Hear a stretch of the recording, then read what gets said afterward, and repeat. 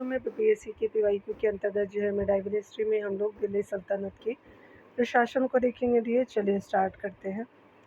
यहाँ पे देख सकते हैं दीवाने जो है वो अर्थ विभाग सम्मिलित है, तो रक्षा से संबंधित है, तो स्पेशली जो है वो रक्षा विभाग सी राइट हो जाएगा। यहाँ पे देख सकते हैं दीवाने अर्थ जो है सल्तनत कालीन सैन्य विभाग था और इस विभाग का प्रमुख आरी जे ममालिक कहलाता था, जो हेड होते थे। वह जो है वो सैन्य मामलों के प्रशासन के लिए जिम्मेदार था। वह इक्तादारकों द्वारा रखी गई सैन्य टुकड़ियों का निरीक्षण करता था। अगला आप देख सकते हैं यहाँ पे देख सकते हैं निम्नलिखित में से कौन आपका भूमि उत्पाद पर लगने वाले कर को इंगित करता है। तो स्पेशली जो है वो आपका पहला हो जाएगा खराज है, उसके अलावा उश्र है और आपका जो है वो मुक्ताई हो जाएगा। कुम्स जो है वो नहीं है, याद रखिएगा। डी जो है वो राइट हो जाएगा। यहाँ पे देख सकते हैं खराज, उश्र और मुक्तय भूमि उत्पाद पर लगने वाले जो है वो कर को इंगित करते हैं, जबकि खुम्स जो है भूमि उत्पाद पर लगने वाले जो है वो वाला कर नहीं था। अपितु जो है वो स्पेशली खुम्स से लूट का धन था। खुम्स जो है वो युद्ध में शत्रु राज्य की जनता से लूट में प्राप्त होता था और इस लूट का 4/4 भाग जो है वो भाग सैनिकों में बांट दिया जाता था और शेष 1/5 जो है भाग राजकोष में जमा होता था। किंतु अलाउद्दीन खिलजी और मोहम्मद बिन तुगलक ने 4/5 भाग राजकोष में दिया और शेष जो है वो 1/5 भाग सैनिकों में बांटा। सिकंदर लोदी ने आपका गड़े हुए खजाने से कोई हिस्सा नहीं लिया था। अगला देख सकते हैं कि स्पेशली जवाबी का संबंध किससे है, तो राज्य के कानून से है, तो स्पेशली ए राइट हो जाएगा। यहाँ देख सकते हैं कि सल्तनत कालीन जो है वो प्रशासनिक शब्दावली में जवाबित का संबंध राज्य के कानून से था। अगला देख सकते हैं दिल्ली सल्तनत के दौरान मुकद्दम या चौधरी पद का इस्तेमाल किन के लिए किया जाता था, तो गांव के सरपंच के लिए करते थे, तो ए जो है वो राइट हो जाएगा। यहाँ पे देख सकते हैं दिल्ली सल्तनत के दौरान आपका खूत या मुकद्दम या चौधरी नामक शब्द जो है वो गांव के सरपंच के लिए उपयोग में लाए जाते थे, जो सल्तनत के लिए राजस्व एकत्र करने का भी काम करते थे।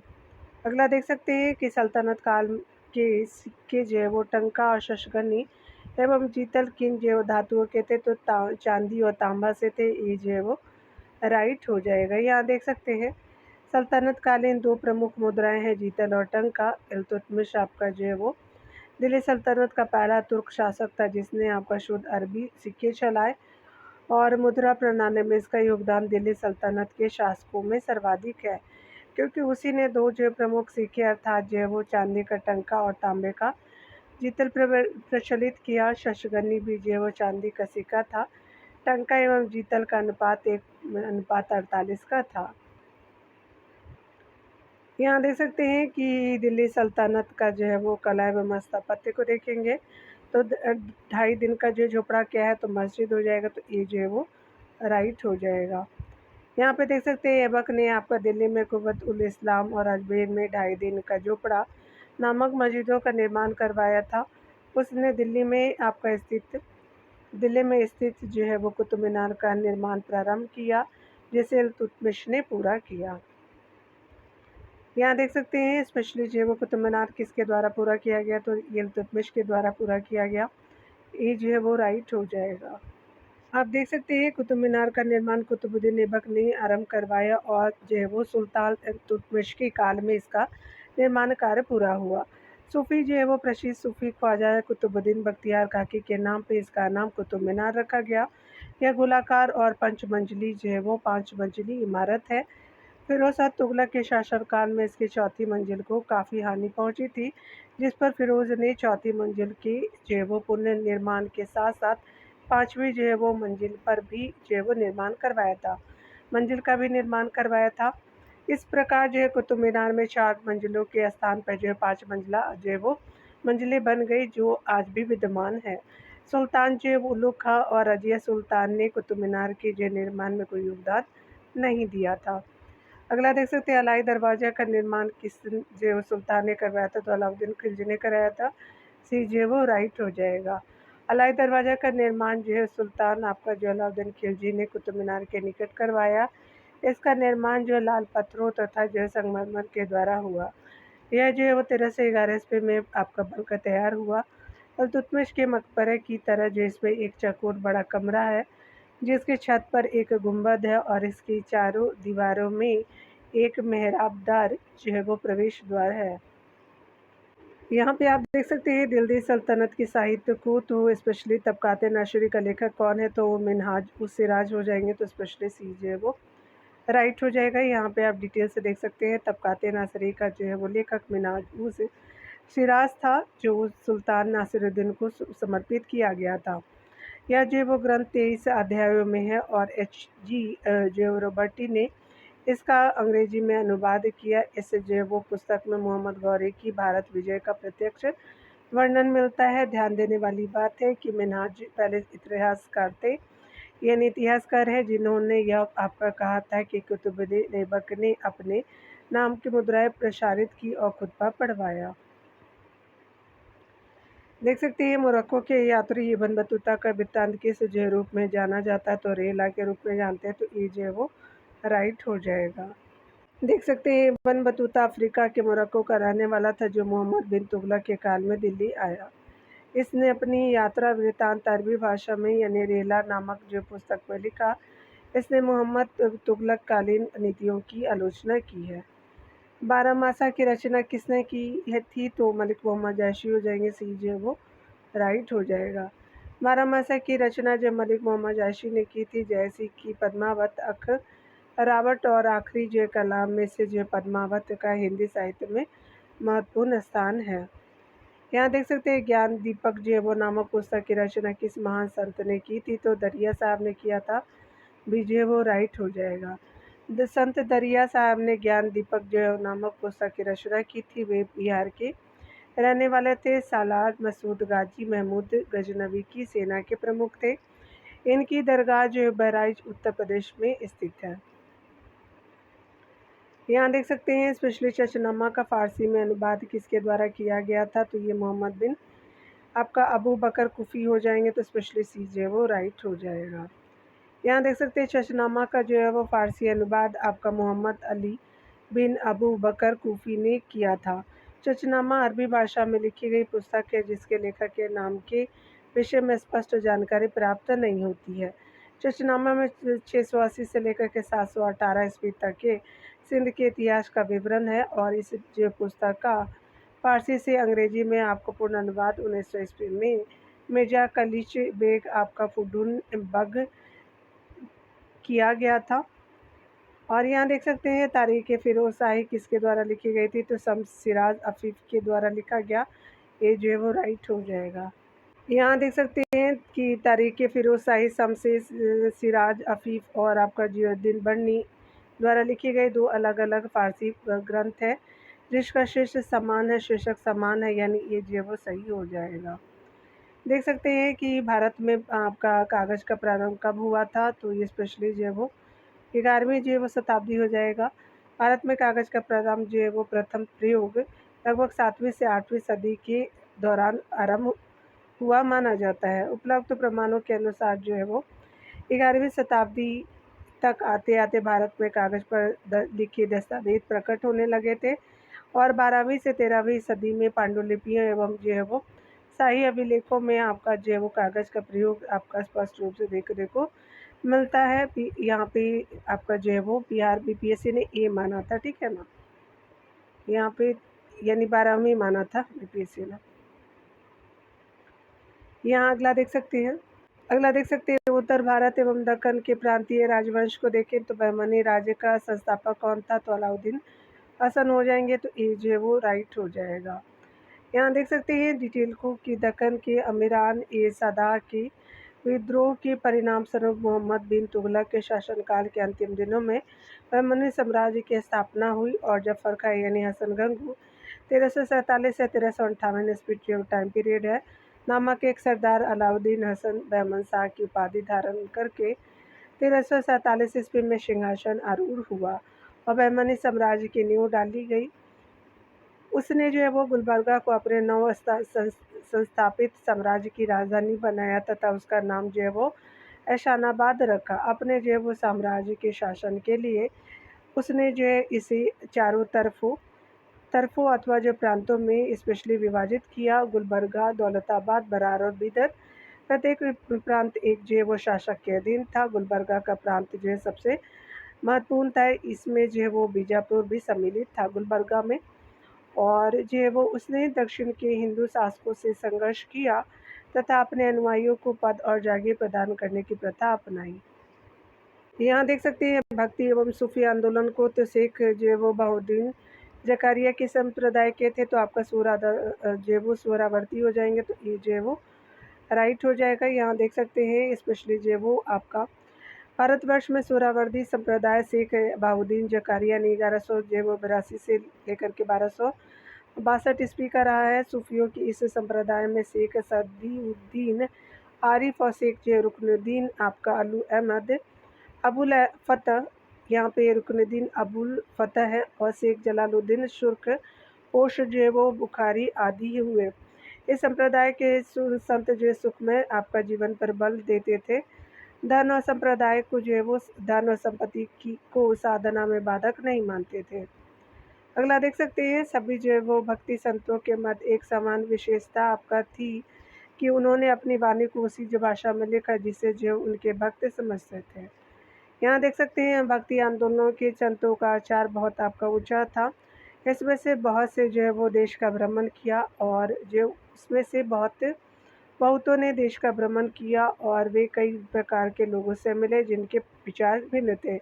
उन संतों ने साधारण लोगों की भाषा को उन्नत करने में अपना योगदान दिया। उन्होंने हिंदी, पंजाबी, बांग्ला, तेलुगु, कन्नड़ और तमिल जो है वो इत्यादि भाषाओं की उन्नति में बहुत योगदान दिया। भक्ति आंदोलन के संत अपने जो उपदेश क्षेत्रीय भाषाओं में देते थे ताकि वहाँ के लोग उनके उपदेश आसानी से सुन और समझ सके। इस कारण क्षेत्रीय भाषाओं का विकास हुआ। नाथपंथी सिंधु और जैव योगियों ने आपका भक्ति धर्म को किस क्षेत्र में लोकप्रिय बनाया, तो उत्तर भारत में बनाया था, तो बी जो वो राइट हो जाएगा। नाथपंथी एवं सिद्धों और योगियों ने भक्ति आपका जैव धर्म को उत्तर भारत में लोकप्रिय बनाया। उनका मानना था कि मोक्ष का मार्ग निराकार की प्राप्ति ध्यान के माध्यम से संभव है, इसलिए जो उन्होंने योगासन, श्वास व्यायाम और ध्यान जैसे विद्याओं के जो माध्यम से ईश्वर की प्राप्ति की मार्ग की वकालत की। यहाँ देख सकते हैं निम्नलिखित में से किस सूफी सिलसिले की जो वो स्थापना बिहार में हुई थी। फिरदौसियाँ हो जाएंगे, तो दैट इज जो बी राइट हो जाएगा। फिरदौसिया जो है वो आपका फिरदौसी जिसको कहते हैं सिलसिला की स्थापना बिहार में हुई थी।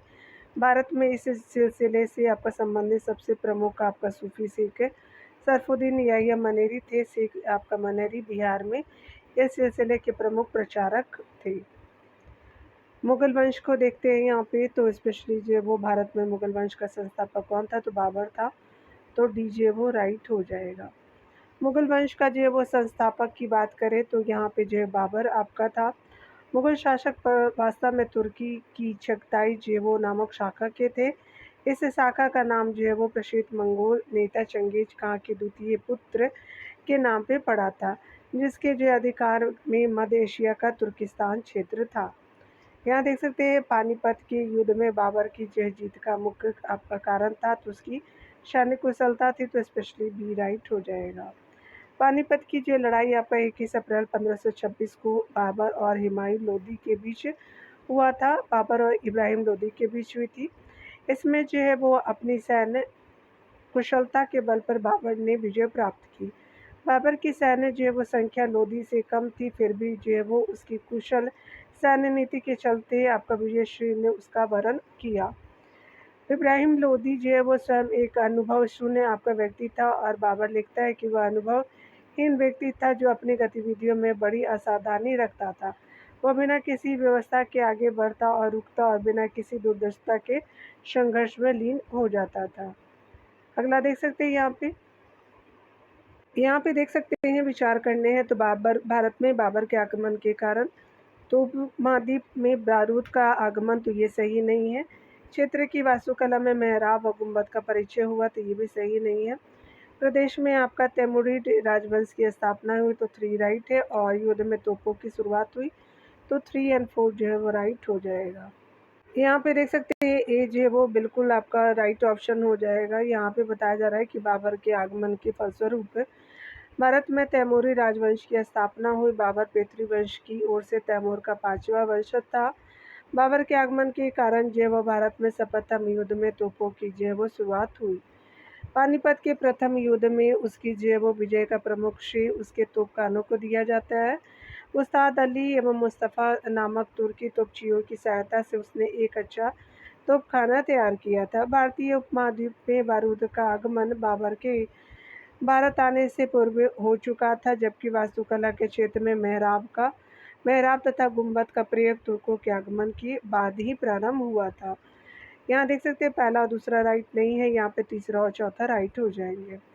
हुमायूं और शेरशाह को देखते हैं स्पेशली डियर, तो यहाँ पे देख सकते हैं अगले टॉपिक के रूप में इनमें से जो है किसने हुमायूं को यह प्रस्ताव दिया था कि यदि उसे बंगाल पर अधिकार करने दिया गया तो वह जो बिहार को समर्पित कर देगा और 10 लाख दिनार की जो वार्षिक श्रद्धांजलि अर्पित करेगा। तो स्पेशली शेरशाह हो जाएंगे, शेर खां, तो बी जो है वो राइट हो जाएगा। ठीक है, यहाँ देख सकते हैं बंगाल अभियान के समय जो है वो शेर खान ने हुमायूं को यह प्रस्ताव दिया कि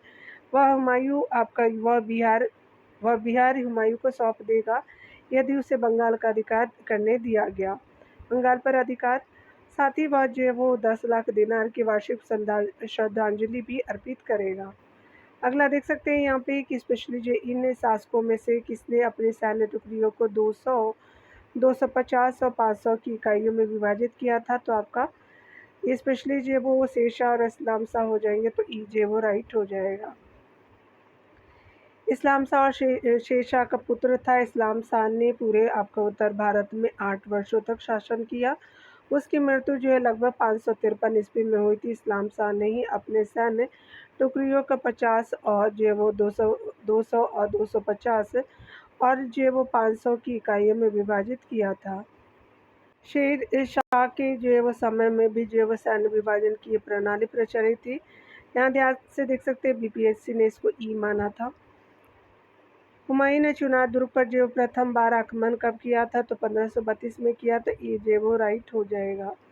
यहाँ देख सकते हैं हुमायूं ने चुनार दुर्ग पर प्रथम बार आक्रमण 1532 में किया था। इस किले को उसने 4 महीने तो घेरे रखा, जिसके बाद जो शेर खान ने हुमायूं के अधिकता स्वीकार कर ली। इसके अतिरिक्त 1531 ईस्वी में उसने कालिंजर पर आक्रमण किया। अगला देख सकते हैं निम्नलिखित में से उसने अपने बादशाह के पति के लिए मकबरे का निर्माण करवाया। हाजी बेगम हो जाएंगे, तो बी जो है वो राइट हो जाएगा। हाजी बेगम ने अपने पति हुमायूं के मकबरे का निर्माण दिल्ली में 1565 से 72 ईस्वी में करवाया था। इस मकबरे का नक्शा जो मीरक मिर्जा गियास ने तैयार किया था, यानी ईरानी वास्तुकार थे। यह मकबरा मुख्यतः आपका लाल बलुआ पत्थर और सफ़ेद संगमरमर से बना है। इस मकबरे चारबाग शैली में जो वो बाग लगाया गया है। इस मकबरे में चारबाग शैली में बाग लगाया गया है। अगला देख सकते हैं ये बहुत इंपॉर्टेंट है प्रश्नों में। हुमायूं द्वारा लड़े गए 4 युद्धों में आपका जो है तिथि अनुसार सही जो क्रम अंकित करें। युद्ध स्थलों का नाम नीचे दिए गए हैं। तो देवरा का युद्ध हो जाएगा पहले और फिर चौसा हो जाएगा कन्नौज है 1555 में आपका सरहिंद का युद्ध हो जाएगा, तो डी जो है वो राइट हो जाएगा।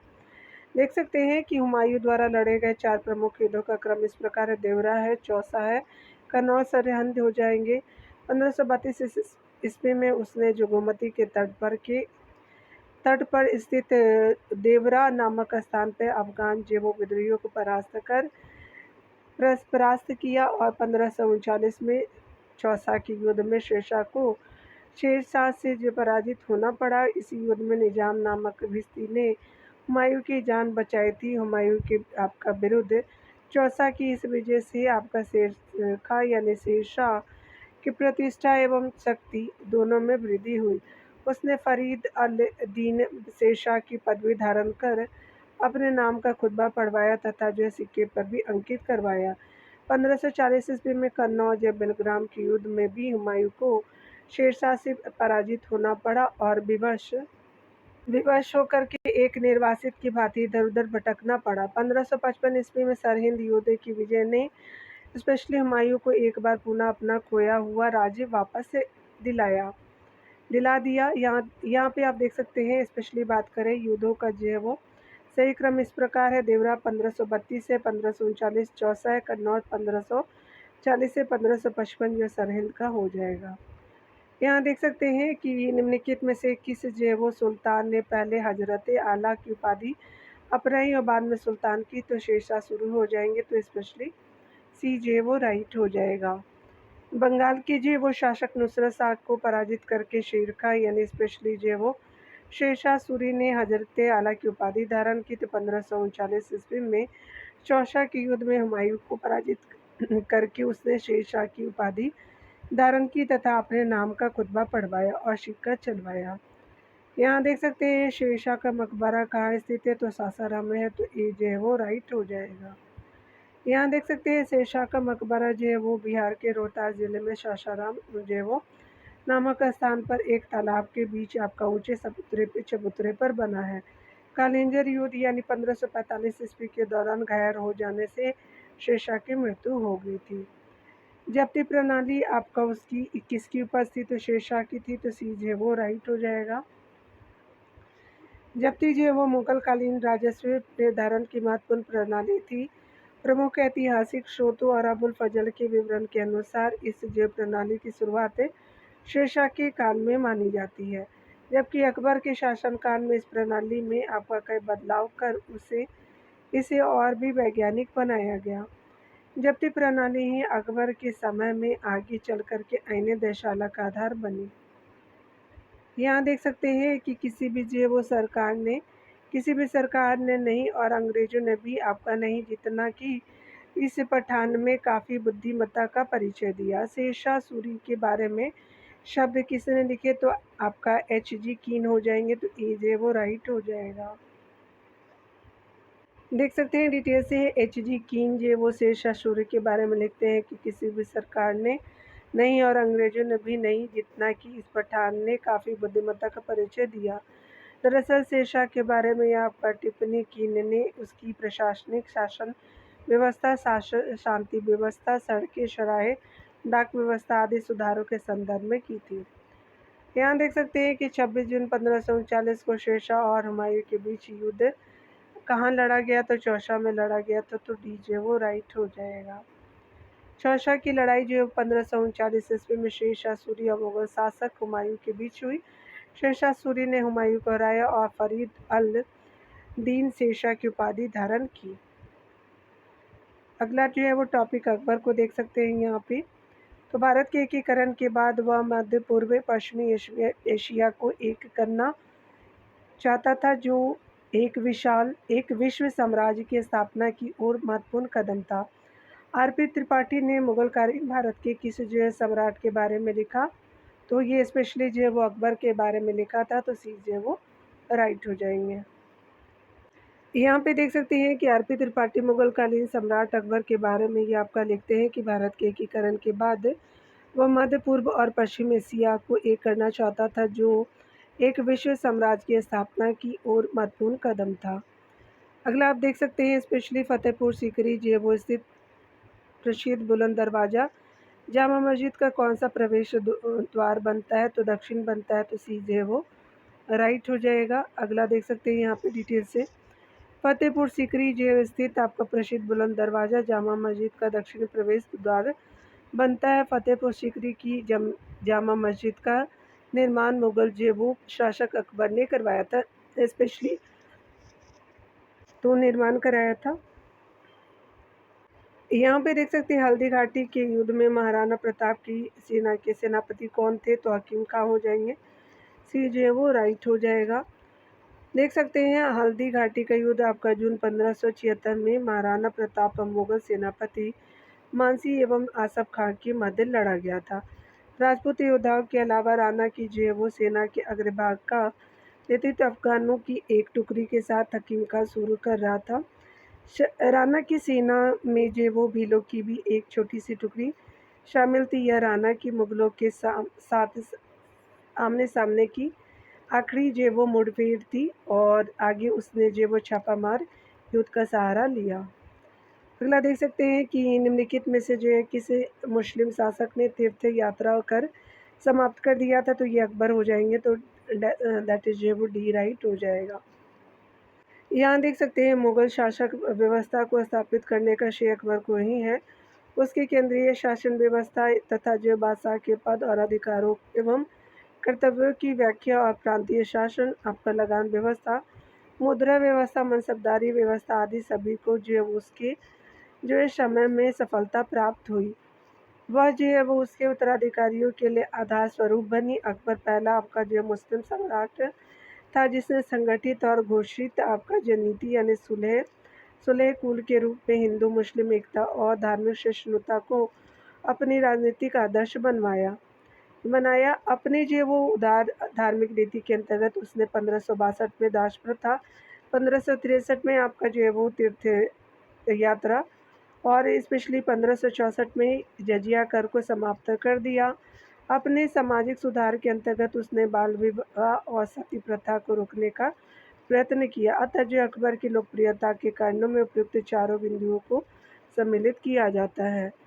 अगला देख सकते हैं कि अकबर ने स्पेशली अगर हम बात करें बिहार और बंगाल को मुगल साम्राज्य में कब मिलाया, तो 1576 में मिलाया। सी वो राइट हो जाएगा। 1572 में आपका सुलेमान की मृत्यु के बाद उसका पुत्र दाऊद खां गद्दी पर बैठा और दाऊद खान ने अपने को स्वतंत्र घोषित कर पटना के मुगल किले पर आक्रमण किया। अकबर ने मुनीम खां को दाऊद पर जो वो आक्रमण करने तथा जो वो बिहार को जीतने का आदेश दिया। मुनीम खां ने दाऊद को एक युद्ध में पराजित किया। 1574 में बिहार पर मुगलों का आधिपत्य हो गया। पराजित होने के बाद जो है वो दाऊद बंगाल भाग गया, किंतु 12 जुलाई 1576 को राजमहल के युद्ध में टोडरमल, मुजफ्फर खां और हुसैन कुली ने आपका मिलकर के दाऊद को पूर्णतः पराजित किया। इस प्रकार जो है वो 1576 ईस्वी में बंगाल और बिहार को पूर्ण रूप से मुगल साम्राज्य में मिला दिया गया। यहाँ देख सकते हैं दीन ए इलाही किसके द्वारा प्रारंभ की गई थी, तो अकबर के द्वारा। तो बी जो है वो राइट हो जाएगा। देख सकते हैं कि अकबर ने 1582 ईस्वी में तौहीद ए इलाही या दीन ए इलाही, याद रखिएगा 82 है, स्थापना की। इसके अंतर्गत अकबर ने सभी धर्मों के मूल सिद्धांतों को सम्मिलित कर उसे जो सर्वमान्य बनाने का प्रयास किया। दीन ए इलाही वास्तव में सूफी सर्वेश्वरवाद पर आधारित एक विचार पद्धति थी। इसके जो प्रधान पुरोहित अबुल फजल था। हिंदुओं में केवल बीरबल ने इसे जो वो स्वीकार किया था। जहांगीर को देख सकते हैं, तो जहांगीर जो है वो किस मुगल शासक के समय में सर थॉमस रो भारत आया था, तो जहांगीर के समय आया था। तो सी जो है वो राइट हो जाएगा। विलियम हॉकिंस यानी 1608 से 1611 ईस्वी में जहांगीर के दरबार में ईस्ट इंडिया कंपनी द्वारा भेजा जाने वाला प्रथम जो वो अंग्रेज राजदूत था तथा जो ईस्ट इंडिया कंपनी के प्रतिनिधि के रूप में मुगल दरबार में उपस्थित होने वाला पहला अंग्रेज था। सम्राट जहांगीर ने उसे जो है वो 400 का मनसब प्रदान किया। उसने हॉकिंस को इंग्लिश खां यानी इंग्लिश खान की उपाधि देकर के अर्मेनिया की एक स्त्री से उसका विवाह कर दिया। सर थॉमस रो ने ब्रिटिश जो है वो सम्राट जेम्स प्रथम द्वारा भेजा गया प्रथम राजदूत था जो जहांगीर के दरबार में आया था। यहाँ देख सकते हैं निम्नलिखित आपका अंग्रेजों में से किसे जहांगीर ने स्पेशली खां की उपाधि दी थी, तो स्पेशली सम्मानित किया था, तो हॉकिंस हो जाएगा। तो ए राइट हो जाएगा। देख सकते हैं एतमादुद्दौला का मकबरा आगरा में किसने बनवाया था, तो नूरजहां ने बनाया था। सी जो है वो राइट हो जाएगा। एतमादुद्दौला का मकबरा नूरजहां ने 1622 से लेकर के 28 ईस्वी के मध्य अपने जो पिता की मृत्यु के बाद बनवाया। यह आगरा में यमुना नदी के तट पर स्थित अत्यंत अलंकारिक इमारत है। यह चतुर्भुजाकार मकबरा मुगल जो वो पहला मुगलकालीन मकबरा है, चतुर्भुज आकार में, जिसमें जो वो बड़े पैमाने पर संगमरमर का प्रयोग किया गया है तथा अलंकरण के लिए इस्लामिक भवनों में जो वो संभवतः पहली बार पिटाडूरा शैली का प्रयोग किया गया। यहाँ देख सकते हैं स्पेशली जो वो बताया जा रहा है कि पश्चिम जो वो कार्य यानी पितृदूरन नाम निम्न में से किसी से संबंधित है, तो दीवारों में अर्धे कीमती पत्थर जड़ करके फूलों की नक्काशी करना, तो स्पेशली ए जो है वो राइट ऑप्शन हो जाएगा। यहाँ देख सकते पचीकारी या पचिनकारी पितृदूरा आपका जो है वो दीवारों में अर्धे कीमती पत्थर जड़ करके फूलों की नक्काशी करने से संबंधित है। भारत में पितृदूरा जो नाम का जड़ाऊ आपका कार्य सर्वप्रथम एतमादुद्दौला के मकबरे में किया गया था। इस मकबरे का निर्माण जहांगीर की पत्नी नूरजहां ने करवाया था। शाहजहां के टॉपिक को देख सकते हैं तो दिल्ली में आपका लाल किले का निर्माण किया था तो शाहजहां ने किया था, तो डीजे वो राइट हो जाएगा। अकबर के जो फतेहपुर सीकरी की भांति शाहजहां ने दिल्ली में अपने नाम पर शाहजहानाबाद नामक एक नगर की स्थापना 1638 ईस्वी में की तथा वहां अनेक सुंदर और भव्य जो है वो भवनों का निर्माण कर उसे सुसज्जित करने का प्रयास किया। शाहजहानाबाद के जो है वो भवनों में लाल आपका किला सबसे प्रमुख है। अनियमित अष्टकोणीय आकार का यह जो है किला लाल बलुआ पत्थर से निर्मित होने के कारण आपका लाल किला के नाम से प्रसिद्ध है। इसका निर्माण कार्य जो है 1639 ईस्वी में प्रारंभ हुआ तथा लगभग जो है 9 साल में पूर्ण हुआ। इस जो है किले के पश्चिमी द्वार का जो है नाम लाहौरी दरवाज़ा और दक्षिणी द्वार का नाम दिल्ली दरवाज़ा है। यह सुंदरता और शोभा में अनोखा है तथा आपका संभवतः विश्व में अतुल्य है। यहाँ देख सकते हैं निम्नलिखित में से किसी इतिहासकार ने शाहजहां के शासनकाल को मुगल का स्वर्ण युग कहा था, तो A.L. श्रीवास्तव हो जाएंगे, तो सी जे वो राइट हो जाएगा। Doctor A.L. श्रीवास्तव ने अपनी पुस्तक मुगलकालीन भारत में लिखा है कि शाहजहां का शासनकाल भारत के मुगलकालीन इतिहास में स्वर्ण युग के नाम से प्रसिद्ध है। यह केवल कला और कला में भी जो वास्तुकला की दृष्टि से ही आपका सत्य माना जा सकता है। जैन सरकार और B.A. स्मिथ शाहजहां के काल को स्वर्ण काल माने के पक्ष में नहीं है। S.R. शर्मा ने शाहजहां के काल को स्पष्ट रूप से मुगल काल का जो स्वर्ण काल माना। स्पेशली सी जे वो राइट हो जाएगा। ईरान के शाह आपका मुगल शासकों के बीच जो है वो झगड़े की जड़ क्या थी, तो कंधार था, तो बी जे वो राइट हो जाएगा। कंधार यानी जे वो कांधार जिसको बोलते हैं राज ईरान के शाह और मुगलों के बीच संघर्ष की जड़ थी, क्योंकि कंधार को अपने हाथों में रखना मुगल शासक और ईरान के शाह के लिए रणनीतिक आर्थिक के साथ साथ भावनात्मक आपका जो है वो एवं प्रतिष्ठा का विषय बन गया था। दोनों शासकों की साम्राज्यवादी योजना को कार्यान्वित किया जाना बहुत आपका कुछ कंधार को अपने हाथों में रखने पर ही निर्भर करता था। अगले टॉपिक में औरंगजेब को देखते हैं, तो यहाँ पे स्पेशली औरंगजेब द्वारा चलाए गए आपका जिहाद का अर्थ होता है, तो दारुल इस्लाम हो जाएंगे, तो बी जो है वो राइट हो जाएगा। औरंगजेब सर्वोपरि एक उत्साही सुन्नी मुसलमान था और इसकी जो धार्मिक रीति सांसारिक लाभ के किसी विचार से प्रभावित नहीं थी। उदार धारा के जो वो विरुद्ध सुन्नी कट्टरता के समर्थक के रूप में राज सिंहासन प्राप्त करने वालों की हैसियत से उसने जो कुरान के कानून को कठोरता से लागू करने का प्रयत्न किया। इस कानून के अनुसार प्रत्येक धार्मिक जो मुसलमान को अल्लाह की राह में मेहनत करनी चाहिए, या दूसरे जो शब्दों में तब तक गैर मुसलमानी देशों यानी दारुल हर्ब की आपका विरुद्ध जिहाद करना चाहिए जब तक कि वे जो इस्लाम के राज्य यानी दारुल इस्लाम के रूप में परिवर्तित नहीं हो जाते। यहाँ देख सकते हैं कि सर्वप्रथम किस जो मुगल शासक ने ब्रिटिश के विरुद्ध आपका संघर्ष किया, औरंगजेब हो जाएंगे, तो बी जो है वो राइट हो जाएगा। मुगलों का जो है वो अंग्रेजों यानी ब्रिटिश से पहली बार संघर्ष 1686 ईस्वी में औरंगजेब के शासनकाल में हुआ और मुगल शासक जो है वो मुगल गवर्नर शाइस्ता खान ने जब चौड़नौक सहित अंग्रेजों को हुगली से खदेड़ दिया था। यहाँ देख सकते हैं मुगलकालीन प्रशासन है, तो आपका मध्यकाल में बटाई शब्द का अर्थ था लगान निर्धारण का जो वो तरीका था, तो बी जो वो राइट हो जाएगा।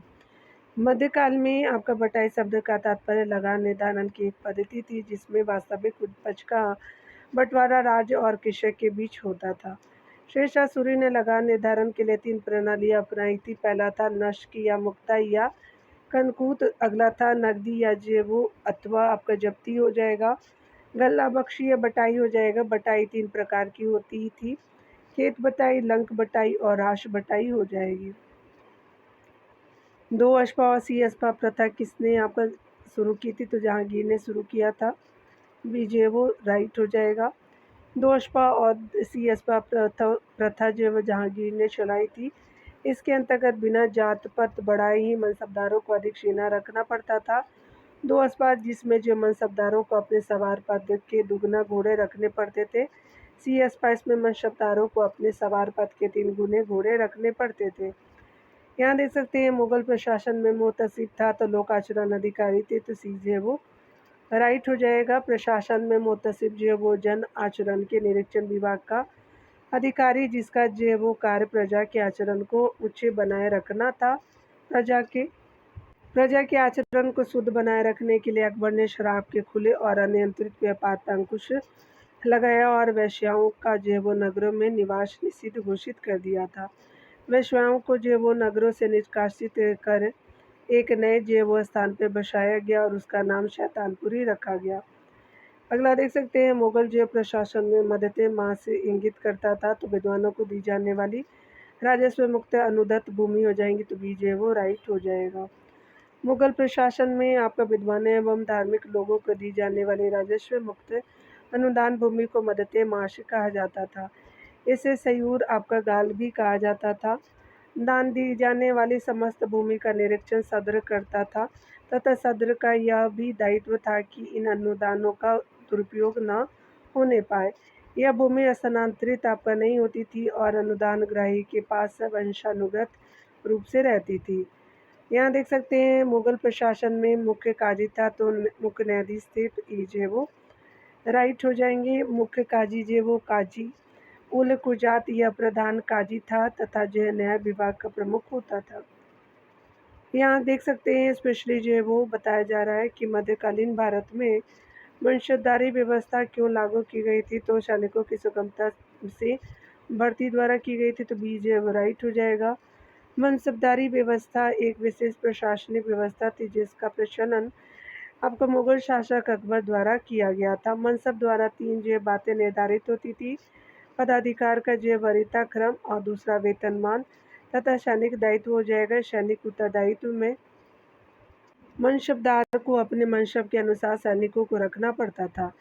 इस जो वो व्यवस्था से राज्य ने सैनिकों के प्रत्यक्ष भर्ती और रखरखाव के दायित्व मनसबदारों पर डाल दिया था, जिसके जो बदले में मनसबदार को नगद या जागीर प्रदान की जाती थी। अगला देख सकते हैं यहाँ पे मुगल कालीन संगीत एवं चित्रकला को देखते हैं। चित्रकला को किस जो मुगल शासक ने चित्रकारी के लिए जो है वो कारखाने बनवाए थे, तो यहाँ पे स्टार मार्क दिए गए हैं।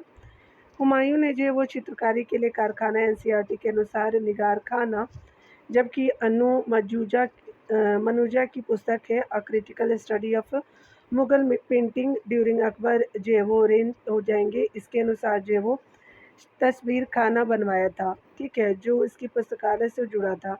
अकबर ने 1558 से 1572 तक आगरा में, 1572 से 1585 तक जो है वो फतेहपुर सीकरी में, 1585 से 1606 ईस्वी तक लाहौर में और 1603 से 5 तक पुनः आगरा में चित्रशालाएँ स्थापित की। याद रखिएगा बीपीएससी ने इसको जो बी माना था, ठीक है ना, यानी आपका अकबर को माना था, ठीक है।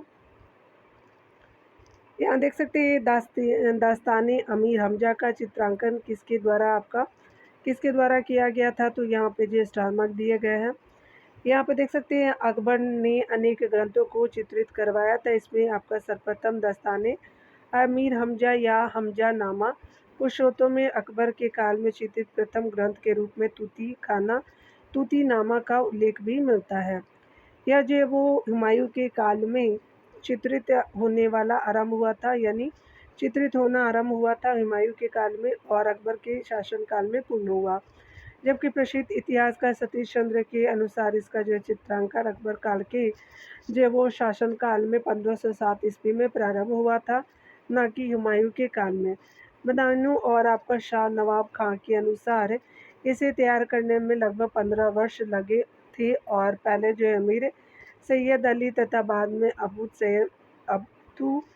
अब्दुल समद की देखरेख में प्राय लगभग 50 चित्रकारों ने इसे तैयार करने में हिस्सा लिया था। इसमें जो है वो करीब 1400 चित्र है। यह जो वो ग्रंथ पैगंबर मोहम्मद साहब के चाचा अमीर हमजा के वीरतापूर्ण कारनामों का जो है वो उल्लेख करता है, यानी ए और सी दोनों सही है, यानी यहाँ पे यानी स्पेशली जो है वो ए और सी दोनों सही हो जाता।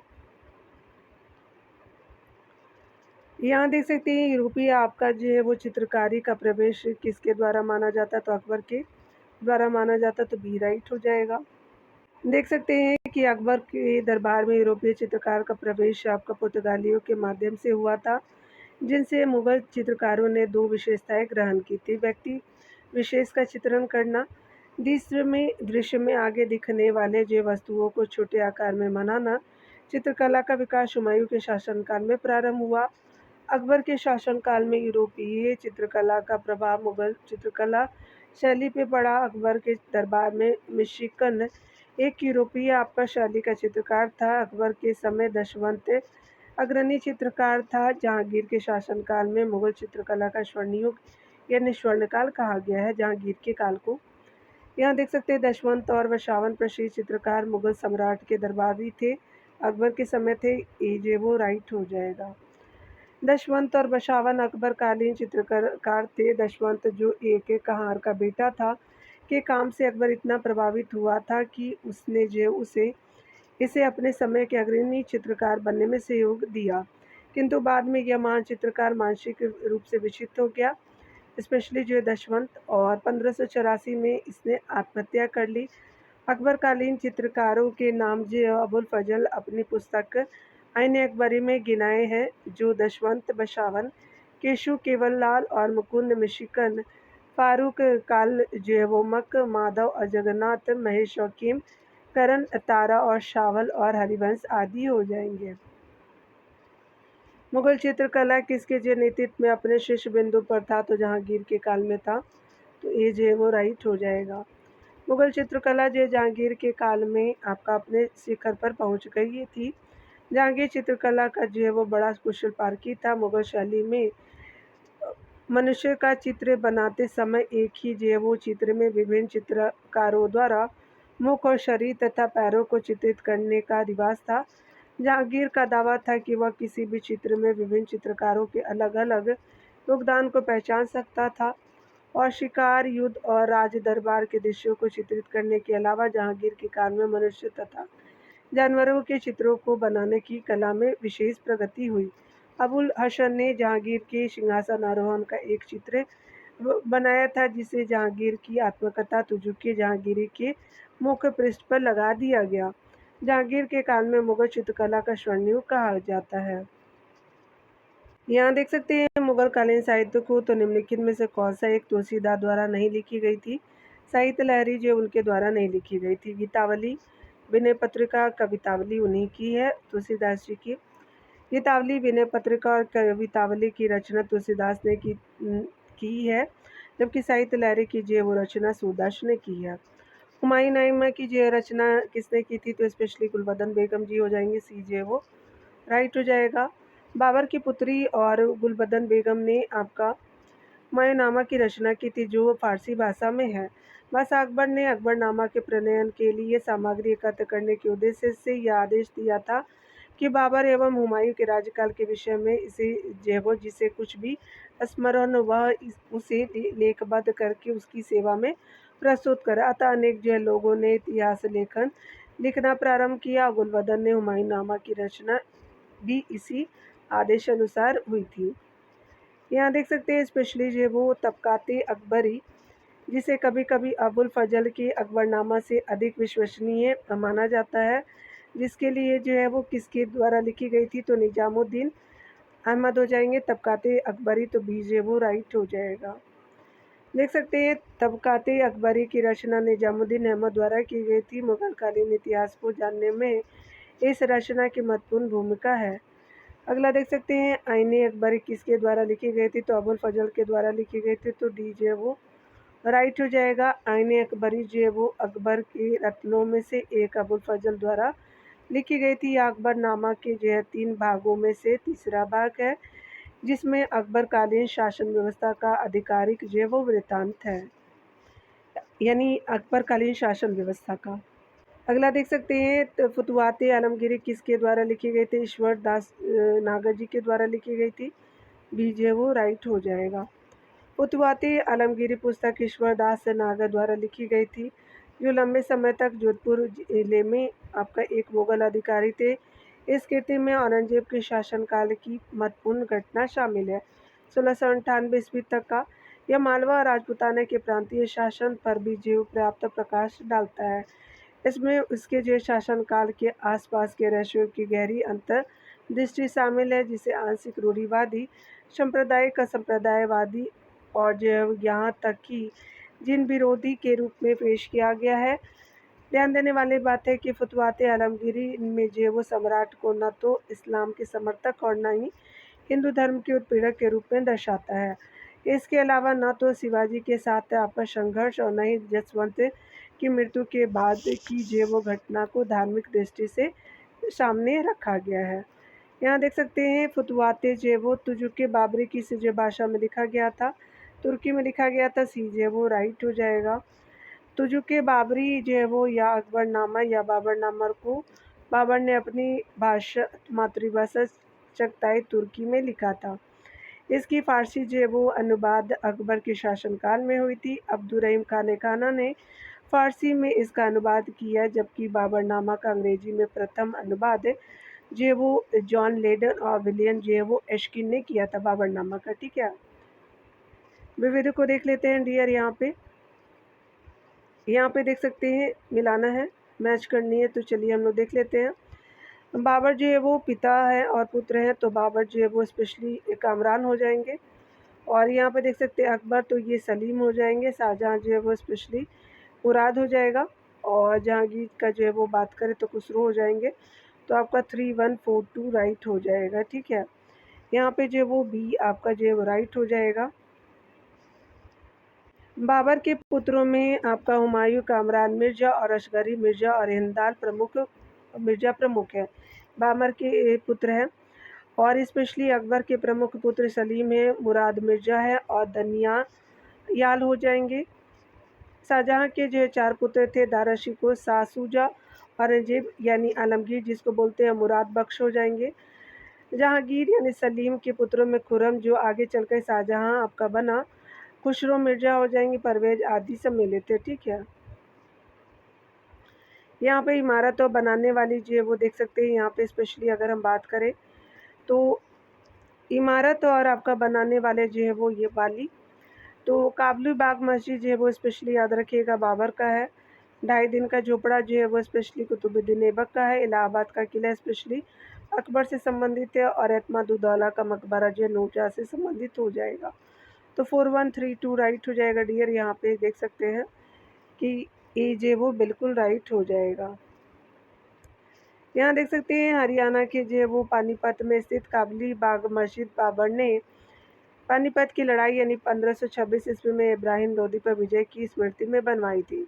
मस्जिद के रूप में 2.5 दिन का झोपड़ा कुतुबुद्दीन ऐबक द्वारा निर्मित माना जाता है। इलाहाबाद का किला जो 1583 ईस्वी में मुगल सम्राट अकबर द्वारा बनवाया गया था। एतमादुद्दौला का मकबरा जो है वो जहांगीर की पत्नी नूरजहाँ ने अपने पिता मिर्जा ग्यास बेग यानी जिन्हें एतमादुद्दौला की उपाधि प्राप्त थी की स्मृति में बनवाया था, नूरजहाँ ने बनवाया था। अगला देख सकते हैं यहाँ पे कि निम्नलिखित में से किस युद्ध में मुख्य विरोधियों का सही जो है वो उल्लेख नहीं है। हल्दी घाटी का युद्ध महाराणा प्रताप और अकबर के बीच बिल्कुल राइट है। पानीपत का प्रथम युद्ध बाबर और इब्राहिम लोदी बिल्कुल है। और पानीपत का द्वितीय युद्ध जो है वो टीपू सुल्तान मराठा नहीं है, याद रखिएगा, आपका जो है अकबर थे और आपका हेमू के बीच हुआ था। तो बी राइट, सी जो है वो राइट नहीं है। ठीक है, पानीपत का प्रथम युद्ध जो है वो 21 अप्रैल 1526 को बाबर और हुमायूं लोदी के बीच हुई थी। इब्राहिम लोदी, हुमायूं लोदी नहीं है। जबकि जो है हल्दी घाटी का युद्ध जो है वो जून 1576 में महाराणा प्रताप और अकबर के बीच लड़ा गया था। पानीपत का युद्ध जो है वो द्वितीय युद्ध जो है वो नवंबर 1556 में सम्राट हेमूचंद्र विक्रमादित्य यानी हेमू और अकबर की सेना के बीच लड़ा गया था, जिसमें अकबर की सेना विजयी हुई थी। अगला देख सकते हैं निम्नलिखित में से जो है वो किस बंदरगाह को मुगल काल के दौरान बाबुल मक्का का द्वार कहा जाता था, सूरत को कहते हैं। तो सी जो है वो राइट हो जाएगा। मुगल काल के जो है वो दौरान सूरत को बाबुल मक्का या मक्का का द्वार कहा जाता था, क्योंकि मक्का की तीर्थ यात्रा सूरत से आपका जो है वो शुरू होती थी। सूरत गुजरात का प्रमुख शहर है। यह जो अपने वस्त्रों के लिए जाना जाता और हीरे की कटाई और पॉलिशिंग के मुख्य केंद्रों में से एक है। विश्व के इतिहास में मध्यकाल के दौरान यह एक महत्वपूर्ण बंदरगाह था। इसे मक्का के द्वार के रूप में जाना जाता है, क्योंकि कई यात्री समुद्री मार्ग से अब सूरत से रवाना होते थे। इसे पश्चिम एशिया के प्रवेश द्वार के रूप में भी जाना जाता है, क्योंकि सूरत अन्य एशियाई देशों में समुद्री मार्गों के माध्यम से व्यापार किए जाने वाले सामान और जेवों कपड़ों के मुख्य केंद्रों में से एक था। ठीक है, अगला देख सकते हैं यहाँ पे। यह कथन किसका है कि अकबर के शासन में आपका इलाहाबाद में 40 स्तंभ युक्त मंजिल के निर्माण में 5,000 से 20,000 लोगों ने 40 साल तक जो वो काम किया था। तो विलियम फिंच हो जाएंगे, सी जे वो राइट हो जाएगा। देख सकते हैं कि विलियम फिंच के जो अनुसार इलाहाबाद स्थित पैलेस ऑफ 40 पिलर्स के निर्माण में लगभग 40 वर्ष लगे और इसके निर्माण हेतु 5,000 से 20,000 लोगों ने काम किया। तो याद रखिएगा विलियम फिंच हो जाएंगे। सिख संप्रदाय को देख लेते हैं। सिख जो है वो संप्रदाय की बात करें तो पटना में किस जो है वो सिख गुरु का जन्म हुआ? गुरु गोविंद सिंह जी का हुआ था। तो डी जो है वो राइट हो जाएगा। गुरु गोविंद सिंह सिखों के जो है 10वें गुरु थे, जिनका जन्म जो है वो 1666 ईस्वी में पटना और बिहार में हुआ था, जबकि मृत्यु जो 7 अक्टूबर 1708 को नांदेड़ महाराष्ट्र में हुई थी। अगला देख सकते हैं सिख आपका तीर्थ स्थल तख्त श्री हरमंदिर जी पटना साहिब, जिसे जो है वो दूसरा सबसे पवित्र तख्त माना जाता है, स्थित है। तो पटना में स्थित है। तो सी जो है वो राइट हो जाएगा। सिख जो है वो तीर्थ स्थल तख्त श्री हरमंदिर जी पटना साहिब यानी हरमंदिर साहिब पटना में स्थित है। मराठा राज्य और संघ को अगले वीडियो में देखेंगे। डियर, मिलते हैं अगले वीडियो के साथ। खुद का ख्याल रखिए, पढ़ते रहिए।